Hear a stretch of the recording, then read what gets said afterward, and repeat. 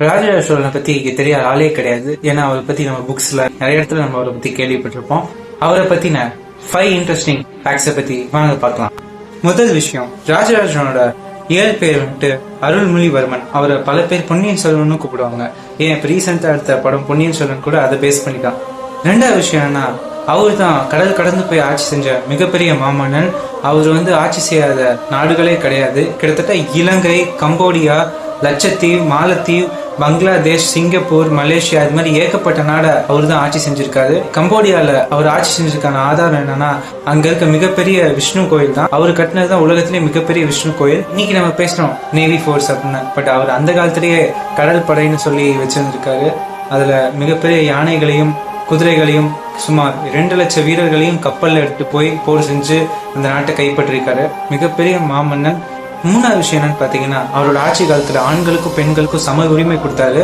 பெண்களையும் முக்கியத்துவமா அவரும் பார்த்தாரு. நாலாவது விஷயம் என்னன்னு பாத்தீங்கன்னா, அப்கோர்ஸ் அவர் கட்டின பெரிய கோயில் தான் தஞ்சை பெரியவுடையார் கோயில். அதுல இருக்க அதிசயத்தை நான் உங்ககிட்ட சொல்லிதான் தெரிய வைக்கணும்ல, உங்க எல்லாத்துக்குமே தெரியும்.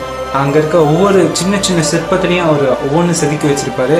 அவரோட ஆர்கிடெக்சரை பார்த்து இன்னைக்கும் பல பேர் பிரமிச்சு போறாங்க. அந்த அளவுக்கு அவரோட ஆர்கிடெக்சர்ல அவர் சிறந்து வழங்கியிருக்காரு. இன்னைக்கு மாடர்ன் சயின்ஸ்ல நம்ம இப்படி கட்டணும் அப்படி கட்டணும் பிளான் பண்ணி பண்றோம். பட் அன்னைக்கு கட்டின கோயில் 1000 வருஷம் கழிச்சு இன்னைக்கும் கம்பீரமா நிக்குதுன்னா அது அவரோட பெருமை தான். இன்னைக்கு இருக்க ஆர்கிடெக்சரால கூட அந்த அளவுக்கு ஒரு கோயிலை கட்ட முடியாது. அந்த அளவுக்கு சிறந்த ஒரு கோயிலை அவர் கட்டியிருக்காரு.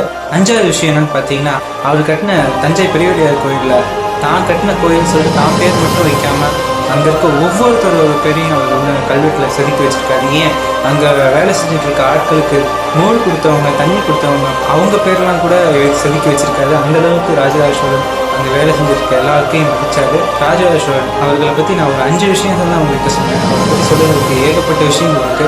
அவரை பத்தி உங்களுக்கு ஃபுல் வீடியோ வேணும் கமெண்ட் பண்ணுங்க, நான் ஃபுல்லா போஸ்ட் பண்ணுறேன். வேற ஏதாவது மன்னர்களை பத்தி தெரிஞ்சுக்கணும்னாலும் அவங்க நேம் கமெண்ட் பண்ணுங்க.